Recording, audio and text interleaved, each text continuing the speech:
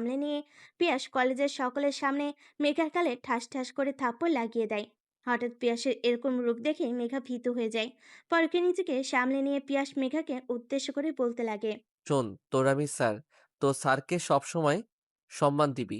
আর পৃথিবীতে বাবার পরে স্যার। আর তুই কিনা সেখানে স্যারদেরকে অপমান করিস। তোর বাবা সাধারণ কলেজের একটা প্রিন্সিপাল। এই না যে একটা এমপি মন্ত্রী। তুই যেরকম ভাগ করিস তাতে বোঝা যায় যে তোর বাবা এখানকার এমপি কিংবা মন্ত্রী। আরে কখনোই কোনো স্যারদের সাথে বেয়াদবি করবি না, তাহলে এর ফল ভালো হবে না বলে দিলাম। তারপর সেখান থেকে গট গট করে পিয়াস চলে যায় টিচার্স রুমে। এদিকে মেঘা হঠাৎ পিয়াসের এরকম রূপ দেখে বোকা বনে যায় আর মনে মনে বলতে লাগে। পুরো কলেজের সামনে আমাকে অপমান করেছে, প্লাস থাপ্পড় মেরেছে। এর প্রতিশোধ আমি হাড়ে হাড়ে, জাস্ট ওয়েট অ্যান্ড ওয়াচ। পিয়াস আহমেদ। কথাটি বলে সেখান থেকে গটগট করে চলে যায় মেঘা বাবার কেবিনে। হঠাৎ হঠাৎ মেয়েকে এরকম ভাবে দেখে ইমরান চৌধুরী একটু ভীতু হয়ে যায়। কারণ তার মেয়ে রেগে গেলে কি করবে নিজেও বুঝতে পারে না। তার ভাবনার মাঝে মেঘা বলে ওঠে। বাবা, আজ তুমি কি ওই ছেলেটাকে ভদ্র বলবে? পুরো কলেজের সামনে আমাকে থাপ্পড় মেরেছে, প্লাস অপমান করেছে। ওকে তুমি কলেজ থেকে বের করে দেবে, না হলে কিন্তু তোমার সাথে আমি কোনো কথা বলবো না। শোন মা, রেগে কোনো লাভ নেই। ছেলেটাকে বাইর করে দিলে তো সে তোর হাত থেকে বেঁচে, তুই কলেজের মধ্যেই ছেলেটাকে অপমান করে প্রতিশোধ নিতে পারিস। আর তোর মা তোকে বাড়িতে যেতে বলেছে। তোর কোন জানি আঙ্কেল আন্টি আসবে, আর আমিও যাব, চল। তারপর ইমরান চৌধুরী তার কেবিন থেকে বের হয়ে মেয়েকে নিয়ে বাইরের দেশে যেতে লাগে। আর মেঘাকে তখন ইতিহাসের আর মেঘাকে তখন পিয়াসের বিরুদ্ধে লেলিয়ে দিল। কারণ মেঘা যে মেয়ে, যা চিন্তা করে তাই করে। যদি একবার ঠিক করে নেয় যে পিয়াসকে কলেজ থেকে বের করবে, যেভাবেই হোক সে কলেজ থেকে বের করবে, তাই ইমরান চৌধুরী মেয়েকে মিথ্যা বোঝায়। তারপর মেঘাকে নিয়ে সেই বাড়ির উদ্দেশ্যে রওনা হয়। ক্লাস শেষ করে পিয়াস টিচার্স রুমে গিয়ে বসে থাকে। তখনই তার পাশে থাকা একটা স্যার এসে পিয়াসকে বলতে লাগে। পিয়া সাহেব, কি হয়েছে আপনার? এরকম সকাল সকাল যেতে আছেন কেন? আর বইলেন না, প্রিন্সিপাল স্যারের মেয়ে আছে না মেঘ, তার জ্বালায় কলেজে আসা মুশকিল হয়ে গেছে। তাই আজকে তাকে অনেক কথা শুনিয়ে দিলাম। ঠিক করেছেন আপনি। আমাদের খুব মেয়েটা অনেক জ্বালায়, কিন্তু কোনো কথা বলতে পারি না। যদি বাবার কাছে গিয়ে উল্টাপাল্টা বলে আমাদের চাহিদা নিয়ে নাই, তখন কি হবে বলেন তো? ভয় করে থাকলে কি আর হবে? দিন দিন মেয়েটা যেভাবে বিগড়ে যাচ্ছে, মেয়েটাকে না দামালে একদিন দেখবেন ঘাড়ে উঠে পড়বে। পিয়াস স্যারের সাথে আরো কিছু কথা বলে তার রুমে চল পিয়াস স্যারের সাথে আরো কিছু কথা বলে তার ক্লাসে চলে যায়। ক্লাসে গিয়ে মেঘাকে না দেখতে পেয়ে একটু চিন্তিত হয়ে যায়। কারণ স্যার বলেছিল যে মেঘা অনেক বদমেজাজি, আগে একটা মেয়ে ছিল। যদি বাসে গিয়ে উল্টাপাল্টা কোনো কিছু করে ফেলে। ক্লাস শেষ করে রুম থেকে বেরিয়ে টিচার্স রুমে গিয়ে প্রিন্সিপাল স্যারকে ফোন করে পিয়াস। এদিকে ইমরান চৌধুরী তার মেয়েকে নিয়ে বাড়িতে পৌঁছে মেয়েকে উদ্দেশ্য করে বলতে লাগে। শোন মা, আমার অনেক পুরাতন একটা বন্ধু আসছে, ওর ওয়াইফকে নিয়ে। তুই একটা কাজ কর, তুই ভালো করে সেজে আয় তো দেখি। তোমার বন্ধু আর বন্ধুর ওয়াইফ, আর সে তোমার সাথে দেখা করার জন্য, তারা কি আসছে আমাকে তাদের বাড়ির ছেলের বউ বানাতে নাকি, যে আমি একটু সেজে তাদের সামনে আসব? বলতে পারিস সেরকমও। কথাটা বলে সেখান থেকে ইমরান চৌধুরী চলে যায় তার রুমে। বাবার শেষের কথার কোনো আগামাথা বুঝতে না পেরে মেঘা ভাবতে লাগে। বাবা শেষে কি যেন বলে গেল, হতেও পারে, মানে কি? এর তাহলে কি আমাকে তারা ছেলের বউ বানানোর জন্য আসছে? এখান থেকে যেইভাবেই হোক পালাতে হবে। তারপর মেঘা তার রুমে গিয়ে জামা কাপড় গোছাতে লাগে। তারপর সে লাগেজ নিয়ে বাসা থেকে বের হতে যাবে। অমনি তার মা পিছন থেকে তার হাত ধরে বলতে লাগে। কই যাচ্ছিস তুই, হ্যাঁ? না মানে মা, বান্ধবীর সাথে একটা ট্রিপে যাব তো। বান্ধবীদের সাথে তোর কোনো টিপ নেই। আর তোর বাবা যা বলতে পারে না, আমি কিন্তু তা করতে পারি। আসুন, তোকে দেখতে ছেলের মা বাবা আসে। দেখে তোকে পছন্দ হয়ে যায় তাহলে তোর সাথে তার বিয়ের ডেট ফাইনাল করে দেব। কারণ দিন দিন তুই যে বদমেজাজি হয়ে যাচ্ছিস, বলা যায় না কখন কি করে বসিস। আমি কি তোমাদের কাছে এতই বোঝা হয়ে গেছি যে বাড়ি থেকে তাড়িয়ে দিচ্ছ? বাড়ি থেকে তাড়িয়ে দিয়েছি কই, তোকে তোর আসল বাড়িতে পাঠিয়ে দিচ্ছি। না আমি আসলে বাড়িতে পাঠানো লাগবে না। না আমার আসল বাড়িতে পাঠানো লাগবে না, আমি এখানেই থাকবো। আর আসুক আঙ্কেল আন্টি, ওনাদের সামনে আমি এমন ভান করব যাতে আমি একটা পাগলি। যদি তুই এরকম করিস তাহলে কিন্তু তোকে ঘরে বেঁধে রেখে খেতে দেব না। আর দেখবো কয়দিন তুই বিয়ে না করে থাকতে পারিস। মায়ের মুখ থেকে এরকম কথা শুনে মুহূর্তে বোকা বনে যায় মেঘা, নিজেকে সামলে নিয়ে বলতে লাগে। আচ্ছা, আম্মু আব্বুর তো একটাই বন্ধু। হ্যাঁ, তা ঠিক। তাহলে আব্বু ওই বন্ধুত্ব শুধু একটাই ছেলে, তাও আবার আমাদের কলেজের শিক্ষক? হ্যাঁ তোবা, তোর বাবার আরেক ফ্রেন্ডের ছেলে। তারপর মেঘার কাছ থেকে তার মা চলে যায়, বোকার মতো সেখানে দাঁড়িয়ে থাকে মেঘ। একটু পর তার রুমে গিয়ে লাগেজ থেকে পোশাক বের করে গোছাতে লাগে। অন্যদিকে পিয়াস কলেজ শেষ করে বাড়িতে আর না গিয়ে পার্কে গিয়ে একা একা বসে আছে আর মনে মনে চিন্তা করছে। মা বাবার মাথায় যেহেতু একবার বিয়ের চিন্তা ঢুকেছে, তাহলে কোনোভাবে আত্মা নামবে না, আমাকে বিয়ে করেই ছাড়বে। এটার একমাত্র সলিউশন হতে পারে আমার খালাতো বোন ফারিয়া। তারপর পিয়াস ফারিয়াকে কল করে বলতে লাগে। কেমন আছিস ফারিয়া তুই? হ্যাঁ, আমি ভালো আছি। তুই কেমন আছিস? কখনো তো তুই নিজের ইচ্ছেতে ফোন করিস না। তা কী রকম দরকার পড়ল যে তুই আমাকে ফোন করলি? শোন, আমার বিয়ে কিছুদিন পর। বাবা মা গেছে মেয়ের বাবা মার সাথে কথা বলতে। তা তুই আমাকে বলছিস কেন? তুই না মাঝে মাঝে বলতি আমাকে তুই ভালোবাসিস, তাহলে এই কথাটা শুনে তোর খারাপ লাগছে? খারাপ লাগবে কেন? খারাপ লাগতো আজকে থেকে যদি ৩ বছর আগে এই কথাটা শুনতাম। কিন্তু এখন শুনে আনন্দ লাগছে। কারণ তোর বিয়েতে যাব, আনন্দ ফুর্তি করব। হঠাৎ এরকম কথা যে? কারণ আমার অলরেডি বয়ফ্রেন্ড আছে। সে আমাকে অনেক ভালোবাসে। তোর মতো পেতনিরও বিয়ে আছে, আর আমার দেখ, সেই ছোট থেকে সিঙ্গেল। জানি, জানি, তা আমি জানি। আর তোকে দিয়ে একটা মেয়ে পটানো কক্ষনোই সম্ভব না। ইনসাল্ট করছিস না বাহবা দিচ্ছিস কিছুই বুঝতে পারলাম না। তুই যা ভালো মনে করিস তাই। ফারিয়ার সাথে আরো কিছু কথা বলে পিয়াস ফোন কেটে দেয়। ফোন রেখে দিয়ে চারিদিকে তাকিয়ে দেখে সন্ধ্যা হয়ে গেছে। তারপর পিয়াস পার্কে থেকে বেরিয়ে বাড়ির উদ্দেশ্যে রওনা হয়। অন্যদিকে কলিং বেলের শব্দ পেয়ে মেঘার মা দৌড়ে এসে দরজা খুলে পিয়াসের মা বাবাকে দেখে সালাম দিয়ে ঘরে আসতে বলে। তারপর পিয়াসের মা বাবা মেঘাদের বসের রুমে গিয়ে বসে পড়ে। একটু পর মেঘার বাবা এসে পিয়াসের বাবাকে দেখে জড়িয়ে ধরে, দুজন দুজনকে ছেড়ে দিয়ে বসে। তারপর মেঘার বাবা পিয়াসের বাবার দিকে তাকিয়ে থেকে বলতে লাগে। তারপর মেঘার মা বসের রুম থেকে উঠে মেঘাকে রুমে গিয়ে বলতে লাগে।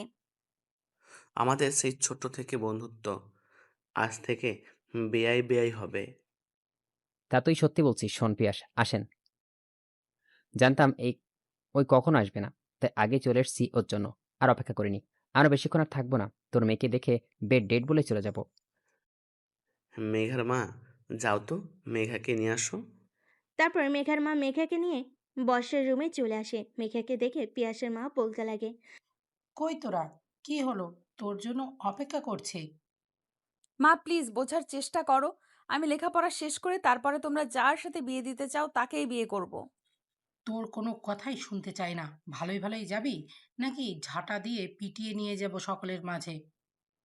তারপর মেঘার মা মেঘাকে নিয়ে বসের রুমে চলে আসে। মেঘাকে দেখে পিয়াসের মা বলতে লাগে। আলহামদুলিল্লাহ, মেয়েকে দেখতে তো পুরাই চাঁদের মতো। আমাদের ঘরে একটা চাঁদ দরকার ছিল, যে পুরো বাড়িটাকে আলোকিত করে রাখবে। হয়তো আমাদের ছেলের জন্য উপযুক্ত মেয়ে পেয়ে গেছি। তুমি কি বলো?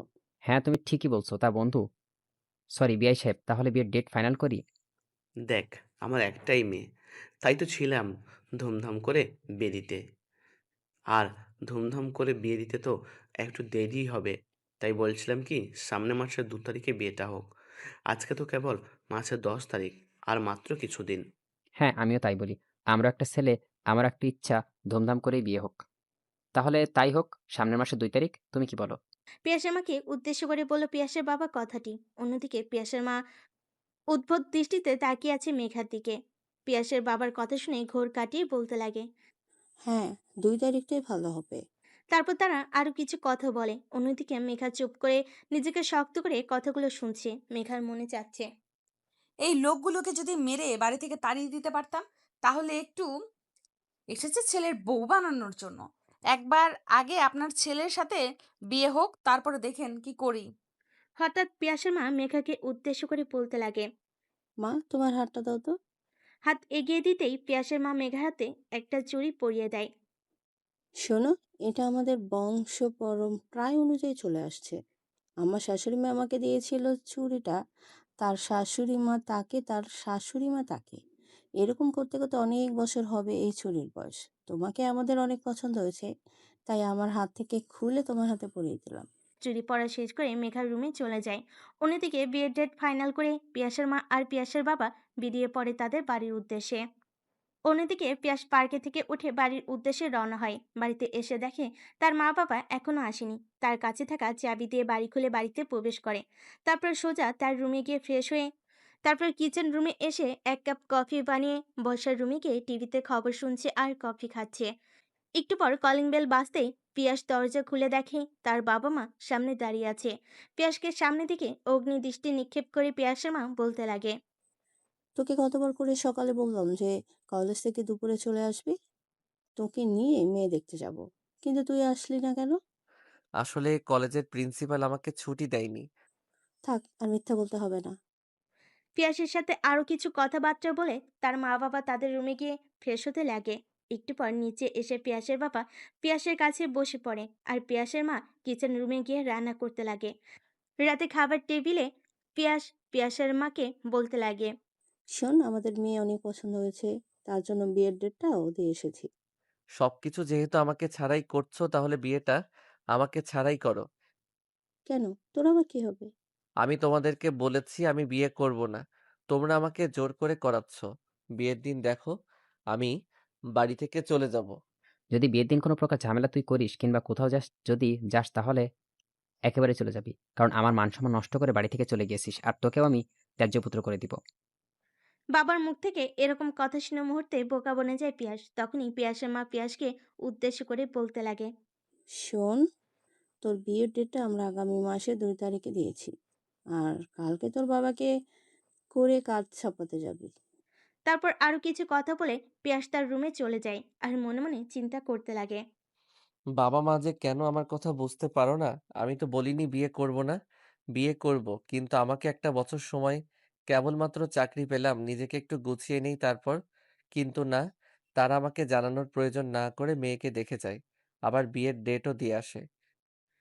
আরো কিছু চিন্তা না করে পিয়াস ঘুমিয়ে যায়। পরের দিন সকালবেলা ঘুম থেকে উঠে প্রতিদিনের ন্যায় ফ্রেশ হয়ে পিয়াস তার মার কাছে গিয়ে এক কাপ কফি চেয়ে তার বাবার সাথে বসে টিভিতে খবর দেখছে।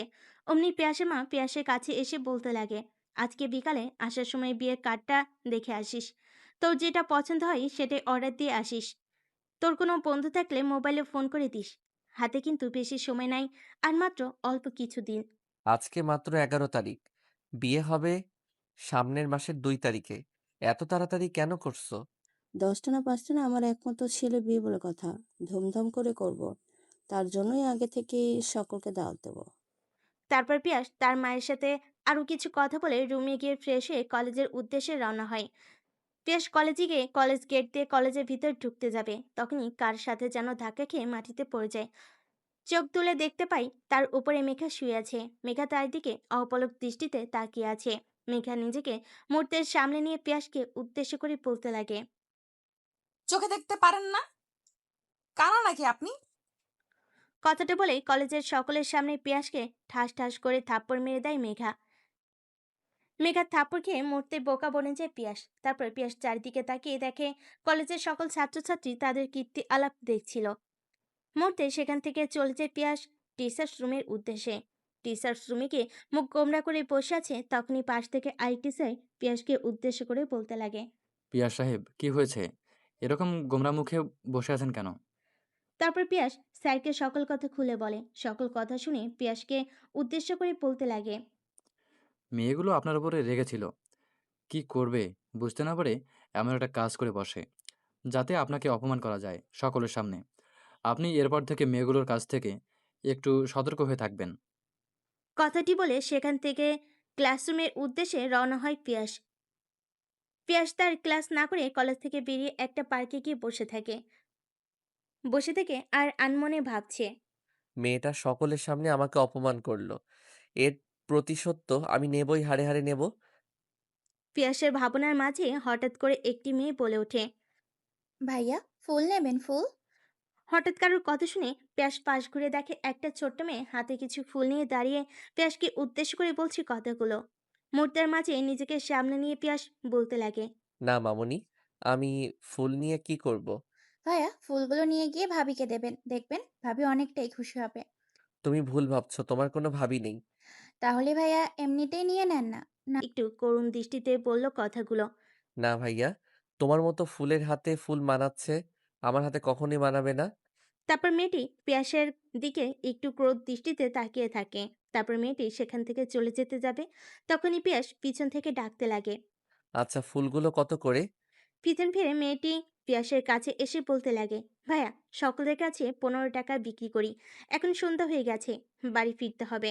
আপনি আমাকে 10 টাকা করে দেন। আচ্ছা, তুমি এখানে এসে বসো। মেয়েটিকে উদ্দেশ্য করে বলল পিয়াস কথাটি। মেয়েটি করুণ দৃষ্টিতে পিয়াসের দিকে তাকিয়ে থেকে পিয়াসকে উদ্দেশ্য